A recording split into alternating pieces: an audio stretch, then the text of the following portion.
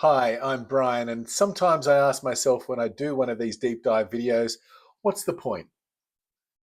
Who's going to watch this video? Sometimes I get very surprised that people do.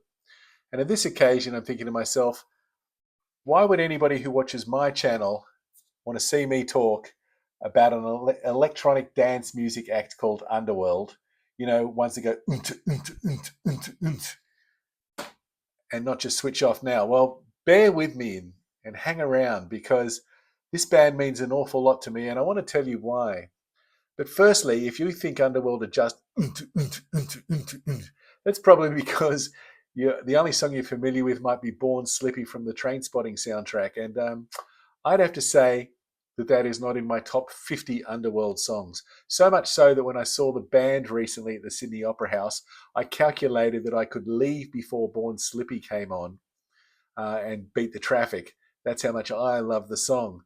And, uh, and also I can feel your pain for the because when I saw them, it was a Thursday night, and it was the night before we were going to at school premiere a musical that I had been directing, or I was directing at the time.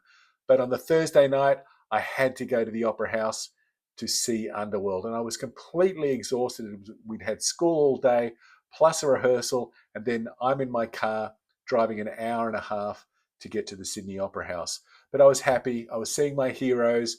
I was seeing these masters, these godfathers of music up on stage, and I had a second row seat right on the aisle, so I'd be able to spread out, I'd be able to move around. It was only when the music started that I realized I was sitting right before a bass speaker, and when the music started, it was like bam, bam, bam, bam, bam, bam, the whole time. I lasted 2 hours. I didn't get to see some of my favorite songs like King of Snake, but I did get to see these wonderful performers. And here's my take on this album. I've just mentioned in another video that I've done, but this album, Strawberry Hotel, is their best album yet. I think it's their 11th studio album. And the reason I say that,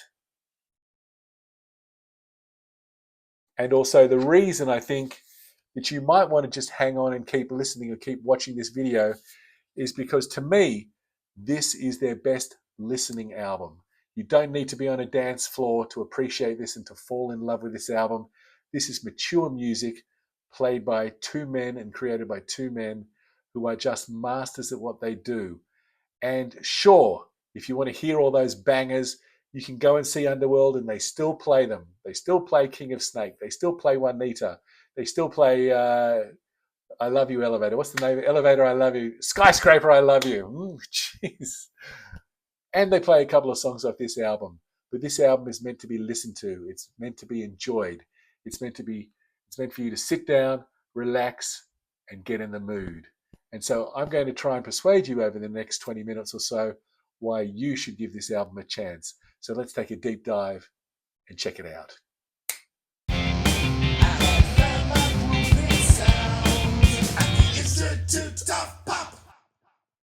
Right from the beginning, we get a choir of voices that are singing over the pulsing rhythm. You are, you are, you are beautiful in Black Poppies. And it tells us that we're in for a very spiritual ride. The lyrics, adapting and embracing change. Change. You may feel a little strange at first, but keep changing. You are, you are, you are beautiful. And we don't start with a banger. We start with a spiritual invitation. And then we move into Denver Luna, which was one of the singles off the album. And it's the first semi-banger. I would say on the bangering scale, I'd give it probably a 7.5 out of 10. I absolutely adore the whispering vocals behind Karl's voice. And it builds in intensity until we break into another choral symphony of voices. So we're not staying on our feet. We're being enveloped in this beautiful, ethereal music.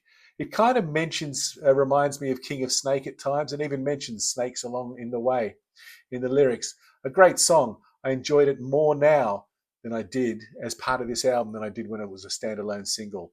That takes us up to Techno Shinkansen, and these comparisons to King of Snake continue with a sort of Giorgio Moroder, Donna Summer style bass, but there are also elements of Euro electronica or even Euro dance music here, with the stabs and slabs of keyboards.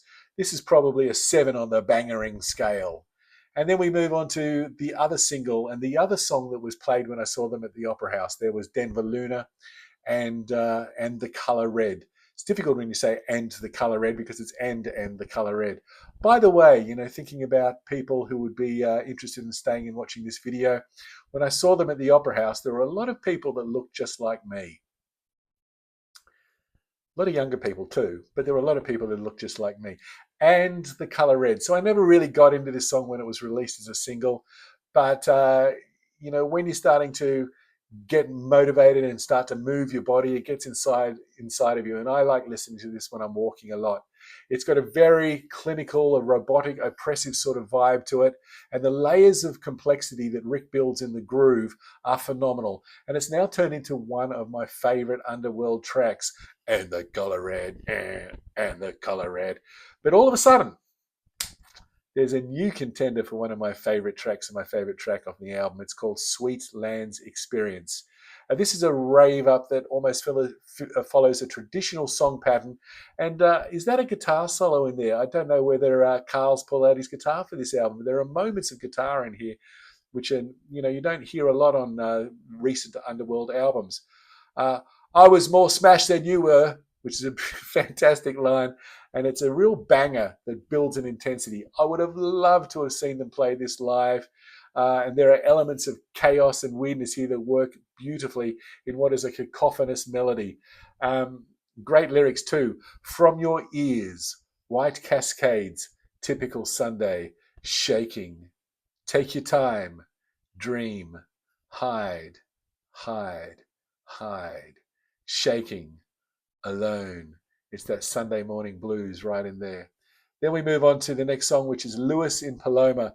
And speaking of melody, there's a real push on this album to develop melody. And while we still have that beautiful rhythmic bass line and the rhythm sections and the drums, etc., and the pulsing of the synthesizers, they're trying to, and they're succeeding in building voices and choruses of voices, of harmony and melody, and making sweeping vocal statements. It's lovely. And there's also a building of screaming here, which reminds me very much of the opening to Dark Side of the Moon. The was it Breathe, or what's the song before Breathe called? Isn't it Speak to Me, Breathe? Another gorgeous song over a pulsing rhythm. And the lyrics are beautiful as well from Lewis in Paloma. I feel the wind on my skin, and it feels good. Happy, clean, like tomorrow is already better. And today is good. And the positivity on this album is so strong. I feel as though Karl is giving us some real life lessons here, or reminding us that life is beautiful. Hilo Sky is up next. And this one, am I getting obsessed with Pink Floyd here? Because this one really has a spacey, dramatic mood, and it fits perfectly with the flow of the album. Karl even sounds, if it's Karl playing guitar, he even sounds a bit like David Gilmour here with his guitar lines. But that's, of course, if Pink Floyd was an EDM band. Maybe that's the way for Roger and for David to get back together to say, you know what, I think we should turn Pink Floyd into an EDM band. I'd be there. I'd be buying a ticket, and I'd be there with my bells and whistles on. Bring Pink Floyd back in the rave culture. That's the thing I'm looking for. Next up is Burst of Laughter. And here, this is a strange comparison again, but to me, the groove swings like Billy Ocean's when the going gets tough, the tough get going. And I don't mean that as a complaint. I mean that as a compliment. I mean, that sold a whole heap of albums. And one of the things that this album does is it puts in shorter moments with longer songs and interludes and vibes and feels.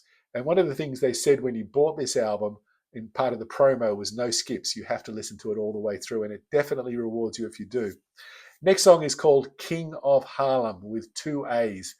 And this gives me the sense that it was really freestyled, perhaps improvised, but it still sounds fantastic. And I love when the keyboard comes in about halfway through. Next up, we have a beautiful song called Ottavia. And my first thought, because it's sung by a female or spoken by a female, my first thought was, is this Juanita coming back? But no, it's Esme Bronwen-Smith, who I now know is Rick's daughter.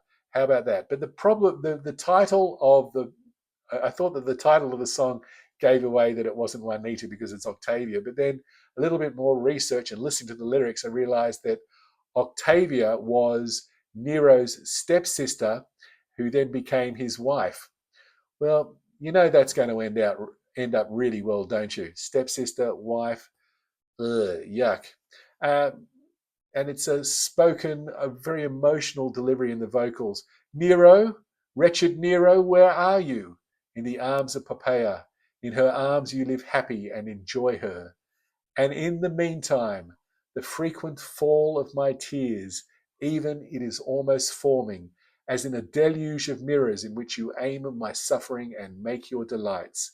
And apparently, this is a direct translation of Octavia's lament from a famous Italian opera called The Coronation of Poppaea. Didn't know that at all.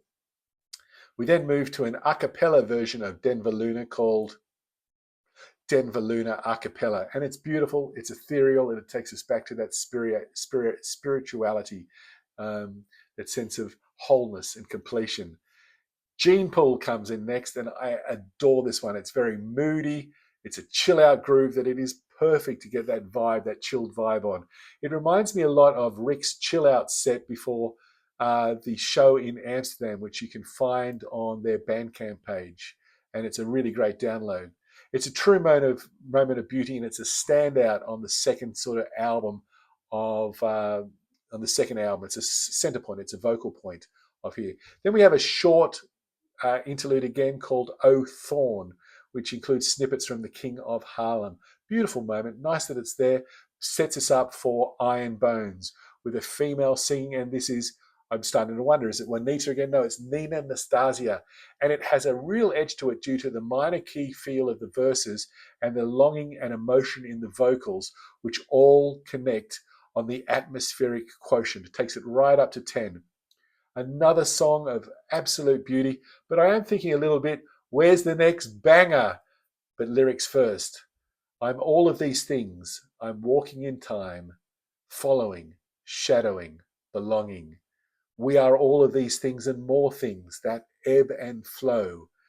We find ourselves in other selves to love and hold before we go.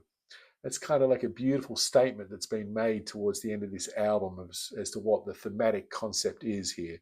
It's about togetherness and connection and love and interchangeability between us, that we're all humans.